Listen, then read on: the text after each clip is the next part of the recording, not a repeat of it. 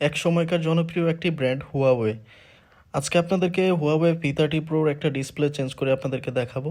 তো আমি দুইটা ডিসপ্লে আপনাদেরকে দেখানোর ট্রাই করতেছি। একটা হচ্ছে আগে লাগানো ছিল এবং বর্তমানে আমরা একটা পরিবর্তন করতেছি। তো P30 প্রো ডিসপ্লেটা আপনারা জানেন যে এটা ইন ডিসপ্লে ফিঙ্গারপ্রিন্ট।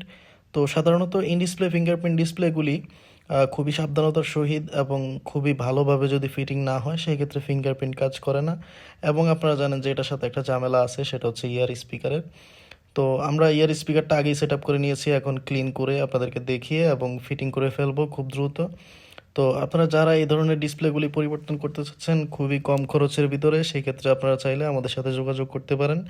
আজকে আপনাদেরকে যেই জিনিসটা শেয়ার করব সেটা হচ্ছে, আপনারা যারা ট্রেনিং করতে যাচ্ছেন মোবাইল রিপেয়ারিং ট্রেনিং, অবশ্যই আপনারা চাইলে আমাদের সাথে যোগাযোগ করতে পারেন। এবং আমরা কিন্তু কোনো ধরনের বেস সিস্টেম রাখি না, এবং পার ডে প্রায় 9 ঘন্টার মতো শিফট থাকে, এবং 9 ঘন্টার মতো যেই সময়টা পাওয়া যায় এই সময়টাতেই কিন্তু আমরা সম্পূর্ণ সময় স্টুডেন্টদেরকে দিয়ে থাকি। তো যারা প্রয়োজন বোধ মনে করতেছেন যে আসলে শেখা দরকার বা স্টুডেন্ট আছেন নতুন শিখতে চাচ্ছেন, তারা আপনারা চাইলে অবশ্যই আমাদের স্ক্রিনে দেওয়া নাম্বারটিতে কল করতে পারেন।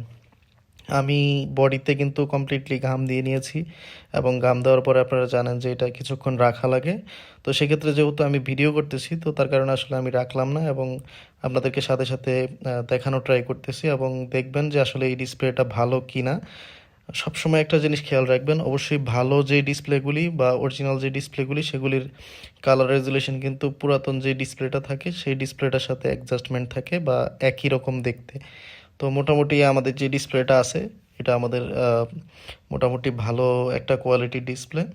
এবং এই ডিসপ্লেটা লাগানোর পর আপনারা দেখেন কালার রেজুলেশন এবং টাচ স্মুথনেস সব কিছু কিন্তু ফোনের অরিজিনালটার সাথের মতোই, এবং সব কিছুই একদম একুরেট ছিল।